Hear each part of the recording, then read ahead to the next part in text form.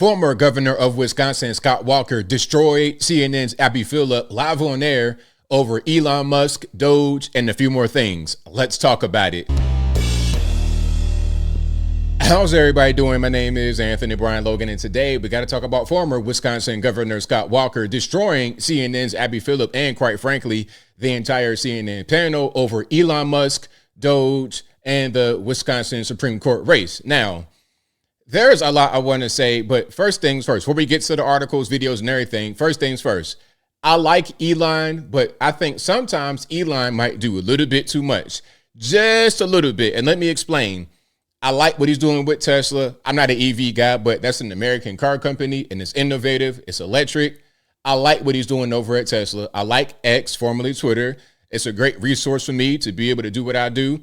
I like what he's doing at DOGE, especially cutting that waste, fraud, and abuse. I love it.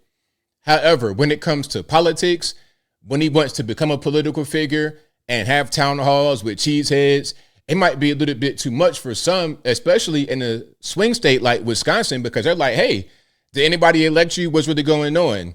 I'm not saying I feel that way, but I understand why some would feel that way. And you got to be careful when you're dealing with politics, trying to become a political figure and you weren't really elected. Although I like what he's doing, some may not like it, those on the left especially, and some on the right. So when it comes to winning some of these elections, you could be a radioactive figure. Now, I'm not saying that's the reason why his pick in the Wisconsin Supreme Court race lost. If you didn't know, you see what it says right here in this article from AP. Democrats winning Wisconsin court race is also a bit lost for Musk. So he wanted the Republican Brad Schmiel to win, but the Democrat, what's her name? Susan Crawford, she won. Now, the Wisconsin Supreme Court already leaned Democrat, so this kept it like that. And there was another election in 2023 where the Democrat also won in the Supreme Court. So this is not necessarily a crazy result. It kind of fits, but if Elon thought there was a pathway to victory and he spent $20 million, which is what he spent, $20 million between him and the groups linked to him, $20 million. If he spent that much and it didn't work, he didn't succeed, then the question is, what was the purpose? Why did you spend that much money? Let's get into some news about what happened, about who these candidates are, where this was, how much money was spent, because Elon and this group's raised about $21 million, but how much was spent in total? I'll link to this video, that article, and the next video in the description. If you're on IG, visit the link in the bio, go to the corresponding article on the website. But without further ado, let's go ahead and roll it. Liberal candidate has won the open seat on Wisconsin's state Supreme Court. Democrats, with the help of outside donations, including billionaire George Soros, defeated the conservative candidate backed by billionaire Elon Musk. From Wisconsin Public Radio, Anya Van Wagtendonk reports that Democrats propelled Susan Crawford to the victory. Crawford was declared the winner a little after 9 p.m. local time, following a bruising election cycle estimated to cost more than $100 million. Much of that money came from Elon Musk in support of Crawford's conservative opponent. See, here's a town hall with the cheesehead and all that. It's like, it's cool. People are going to like Elon, but it might be a little bit much for a lot of your swing people. They're like, I don't like this. Some are going to think that. Brad Schimmel. In her victory speech, Crawford described that campaign as an attack on democracy. And Wisconsins stood up and said loudly that justice does not have a price. Our courts are not for sale. Crawford's win cements a liberal majority on the swing state's high court, with lawsuits affecting abortion and labor law at stake. For NPR News, Now, what I heard was that $100 million or so was spent for the entirety of the campaign, and Elon spent about $21 million.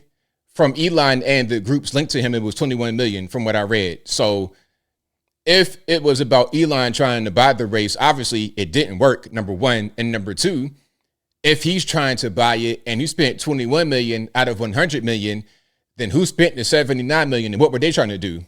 I'm just trying to figure it out, but shout out to her.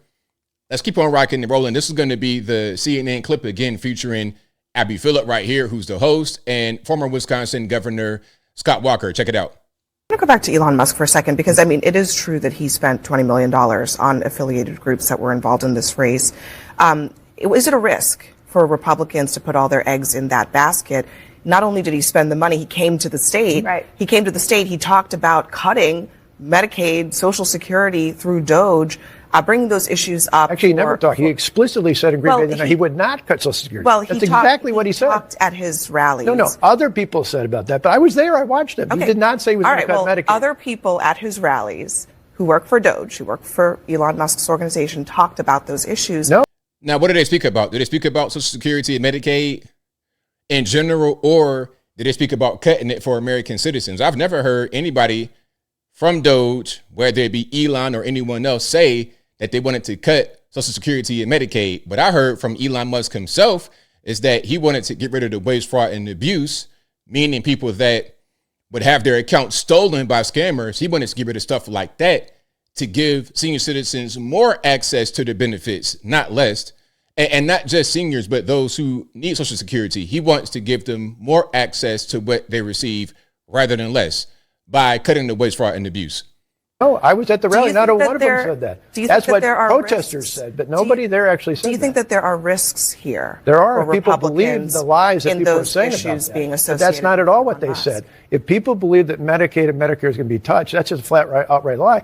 What he talked about are people who are over 120 years old who clearly are not alive. Well, the reason I brought it up is Social Security or Medicaid. Okay, well, that's totally wrong. I think just to sort this out, the reason I brought this up is because the claim here is that there's massive, widespread fraud, and that's all they're addressing.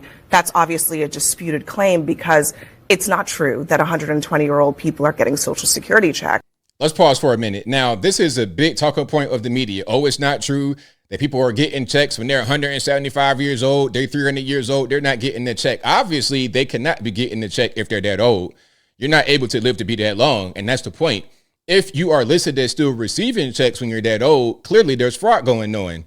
And if there is not a check going to you, then your name is still in the system. Why is it there? Is your state, is your county, is your city getting benefits from a dead person because their number is still active? How does that really work? And I think one of the main things is people are committing fraud and using those numbers to still get money.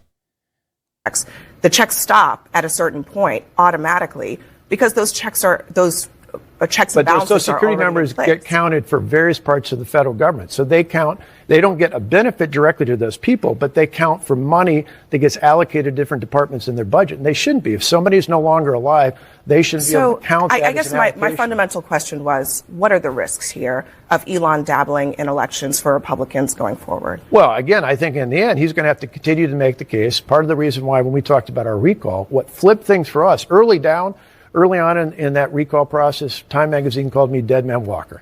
And the reason was because all the narratives coming out from the press, coming out from the left, were about all these horrible, egregious things. Once we started to give examples of things we were actually doing, not the things the press said, not the things that our opponents said, but the things that we were actually doing, when we ended up going before the voters in the final election in the recall, we actually won by more votes than we did. So I think that what's paramount for him or anyone else aligned with him is keep giving actual examples of what they're doing. Set aside things like Social Security and make it abundantly clear that that's not being touched. But if there's waste, fraud, or abuse, spell it out, make the case, and bring it to the voters. All right, so there we go. So again, shout out to Scott Walker. Shout out to Abby Phillip on her show on CNN. I'll link to that video again, of course, in the box. But as I close, I want to say this. Again, I like Elon Musk. I like what he's doing. I like what he's been able to accomplish in this world. A lot of creativity, a lot of good things that we use on a consistent basis, daily basis. Some of y'all drive Teslas. I'll use X, Twitter. I like what he's doing. But I think that when you're getting into politics, you got to be very careful because some are going to be kind of sensitive to what you're doing. They're like, I don't know, big money. And it looks to some like a George Soros kind of, I do whatever I want. I control things. That's what it looks like to some people. And again, I'm not saying that. I don't want to see no comments. ABL, how could you? I'm just saying, I know what people are thinking. I see the comments. People are calling me, talking about it. That's what they actually think. So be very careful when it comes to that. DOGE, great. I would say as far as politics is concerned, stay right in DOGE for a while and then back out of politics and do what you do outside of that. I think that'd be the best thing for this nation. And I think I'll leave that right there for now. And what say you? What's your opinion about what Scott Walker said on CNN with Abby Phillip? Was he on point, off point? Did he tell the truth? Did he lie? Whatever your thoughts are, let me know in the comments below. How about Elon Musk? Do you like what he's doing as far as getting into politics, doing town halls, wearing a cheese head, raising money? And the main thing he did that they didn't like was he gave out straight checks to people. 3 people, I think, got $1 million checks to sign a petition. And then there were some that were getting like $50 to post a picture. Like, that looks like you're trying to buy people. That's what they're saying, okay?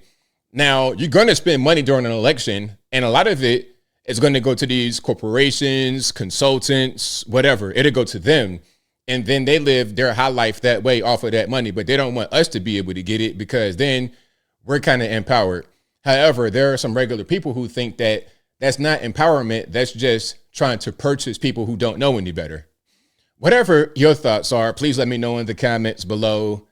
And that's all I got to say for this video. If you like what you heard, please comment, rate, share, and subscribe. Peace.